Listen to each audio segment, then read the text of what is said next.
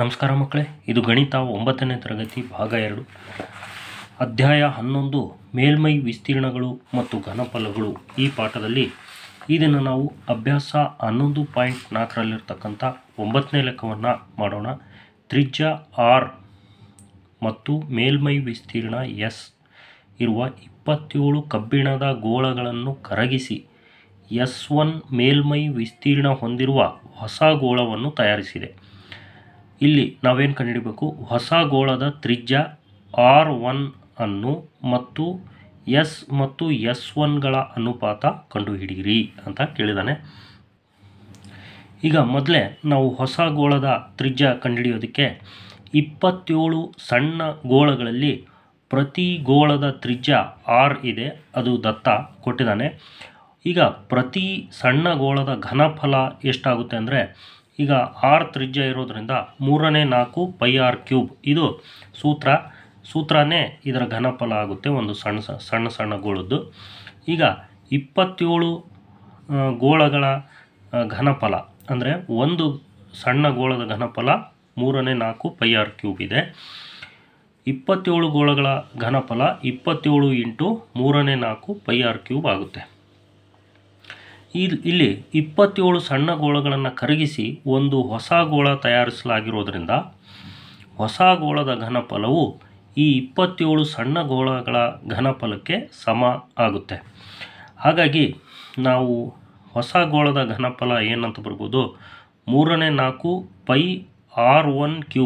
R1 ಅಂದರೆ ಹೊಸ ಗೋಳದ ತ್ರಿಜ್ಯ ಈಸ್ ಈಕ್ವಲ್ ಟು 27 ಸಣ್ಣ ಗೋಳಗಳ ಘನಫಲ 27 × 3/4 πr³ ಇದೆ, ಬರ್ಕೊಂಡ್ವಿ.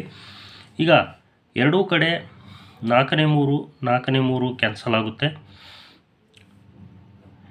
ಈ ಕಡೆ ಪೈ ಕೂಡ ಕ್ಯಾನ್ಸಲ್ ಆಗುತ್ತೆ.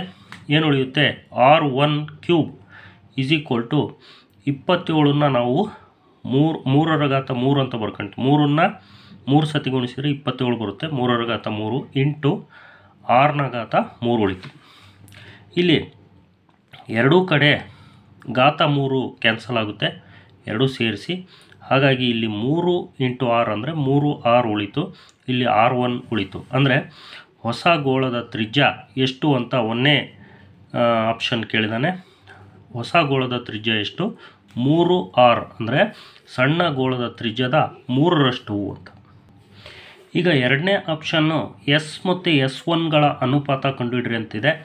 S ಅಂದರೆ ಮೇಲ್ಮೈ ವಿಸ್ತೀರ್ಣ, ಸಣ್ಣ ಗೋಳದ ಮೇಲ್ಮೈ ವಿಸ್ತೀರ್ಣ. S1 ಅಂದರೆ ಇದು ಹೊಸ ಗೋಳದ ಅಂದರೆ ದೊಡ್ಡ ಗೋಳ, 27 ಗೋಳಗಳನ್ನು ನಾವು ಕರಗಿಸಿ ಹೊಸ ಗೋಳ ಮಾಡಿದ್ದೀವಲ್ಲ, ಅದರ ವಿಸ್ತೀರ್ಣ ಇದು ಮೇಲ್ಮೈ ವಿಸ್ತೀರ್ಣ. ಈಗ ಪ್ರತಿ ಒಂದು ಸಣ್ಣ ಗೋಳದ ಮೇಲ್ಮೈ ವಿಸ್ತೀರ್ಣ ಎಷ್ಟಾಗುತ್ತೆ, ಇದು ಸೂತ್ರನೇ ಇದೆ, 4π r². ಇದು S ಅಂದರೆ ಒಂದು ಸಣ್ಣ ಗೋಳದ ವಿಸ್ತೀರ್ಣ. S1 ಅಂದರೆ ಹೊಸ ಗೋಳದ ವಿಸ್ತೀರ್ಣ, ಇದು ಕೂಡ ಒಂದೇ ಸೂತ್ರ, 4πr⁴. R1 ಅಂದರೆ ಹೊಸ ಗೋಳದ ವಿಸ್ತೀರ್ಣ, ಇದು r ಅಂದರೆ ಸಣ್ಣ ಗೋಳದ ವಿಸ್ತೀರ್ಣ. ಈಗ R1ನ ಬೆಲೆ ನಾವು ಕಂಡುಹಿಡಿದಿದ್ವಿ, 3r ಅಂತಂದೇಳಿ 3r ಅಂತ ಬರ್ಕೊಂಡ್ವಿ. 3r ಅಂದರೆ 3² ಅಂದರೆ 9 ಆಗುತ್ತೆ, r² ಅಂದರೆ r² ಆಗುತ್ತೆ. ಇವೆರಡನ್ನು ಗುಣಿಸಿದಾಗ 9×4 36 πr². ಇದೇನಿದು S1 ಅಂತ, ಅಂದರೆ ಹೊಸ ಗೋಳದ ವಿಸ್ತೀರ್ಣ. ಅವರು ಅನುಪಾತ ಕೇಳಿದಾನೆ. ಅನುಪಾತನ ನಾವು ಭಾಗಾಕಾರ ರೀತಿಯಲ್ಲಿ ಅಂಶ ಮತ್ತು ಛೇದವಾಗಿಯೂ ಬರೀಬೋದು. S ಅನ್ನೋದು 4πr² ಸಣ್ಣ ಗೋಳದ ವಿಸ್ತೀರ್ಣ, S1 ಹೊಸ ಗೋಳದ ವಿಸ್ತೀರ್ಣ 36 πr². ಇಲ್ಲಿ ಕಂಡುಹಿಡಿದಿದ್ವಿ 36 πr². ಇಲ್ಲಿ ಪೈಗೂ ಕ್ಯಾನ್ಸಲ್ ಆಯಿತು, r²ಗೂ ಕ್ಯಾನ್ಸಲ್ ಆಯಿತು. ಅಂದರೆ ಒಂದೊಂದು ಉಳಿತದೆ, ಅದೇನು ಬರೆಯಲ್ಲ. ಇಲ್ಲಿ ಮೇಲೆ 4 ಉಳಿತು, ಕೆಳಗೆ 36. 4 × 1 4, 4 × 9 36, ಮೇಲೆ 1 ಕೆಳಗೆ 9. ಇದನ್ನು ನಾವು ಅನುಪಾತದಲ್ಲಿ ಬರೆದ್ರೆ 1:9.